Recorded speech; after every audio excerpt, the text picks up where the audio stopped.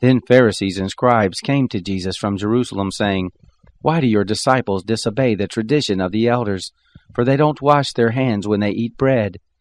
He answered them, "Why do you also disobey the commandment of God because of your tradition? For God commanded, 'Honor your father and your mother,' and 'He who speaks evil of father or mother, let him be put to death.' But you say, 'Whoever may tell his father or his mother, whatever help you might otherwise have gotten from me is a gift devoted to God, he shall not honor his father or mother.' You have made the commandment of God void because of your tradition.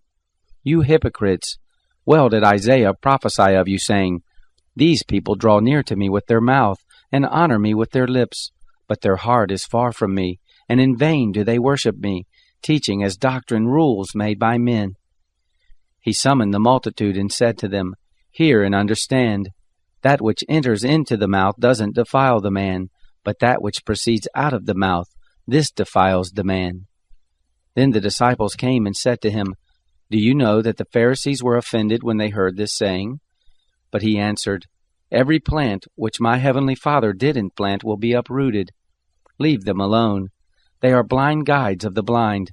If the blind guide the blind, both will fall into a pit." Peter answered him, "Explain the parable to us." So Jesus said, "Do you also still not understand? Don't you understand that whatever goes into the mouth passes into the belly and then out of the body? But the things which proceed out of the mouth come out of the heart, and they defile the man. For out of the heart come forth evil thoughts, murders, adulteries, sexual sins, thefts, false testimony, and blasphemies. These are the things which defile the man, but to eat with unwashed hands doesn't defile the man." Jesus went out from there and withdrew into the region of Tyre and Sidon. Behold, a Canaanite woman came out from those borders and cried, saying, "Have mercy on me, Lord, you Son of David. My daughter is severely demonized." But he answered her not a word. His disciples came and begged him, saying, "Send her away, for she cries after us." But he answered, "I wasn't sent to anyone but the lost sheep of the house of Israel." But she came and worshipped him, saying, "Lord, help me." But he answered, "It is not appropriate to take the children's bread and throw it to the dogs." But she said, "Yes, Lord, but even the dogs eat the crumbs which fall from their master's table." Then Jesus answered her, "Woman, great is your faith. Be it done to you even as you desire." And her daughter was healed from that hour. Jesus departed there and came near to the Sea of Galilee, and he went up into the mountain and sat there. Great multitudes came to him, having with them the lame, blind, mute, maimed, and many others, and they put them down at his feet.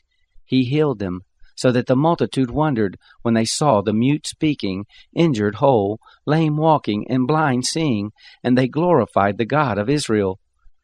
Jesus summoned his disciples and said, "I have compassion on the multitude, because they continue with me now 3 days and have nothing to eat. I don't want to send them away fasting, or they might faint on the way." The disciples said to him, "Where should we get so many loaves in a deserted place as to satisfy so great a multitude?" Jesus said to them, "How many loaves do you have?" They said, 7, and a few small fish. He commanded the multitude to sit down on the ground, and he took the 7 loaves and the fish. He gave thanks and broke them, and gave to the disciples, and the disciples to the multitudes. They all ate and were filled. They took up 7 baskets full of the broken pieces that were left over. Those who ate were 4,000 men, besides women and children. Then he sent away the multitudes, got into the boat, and came into the borders of Magdala.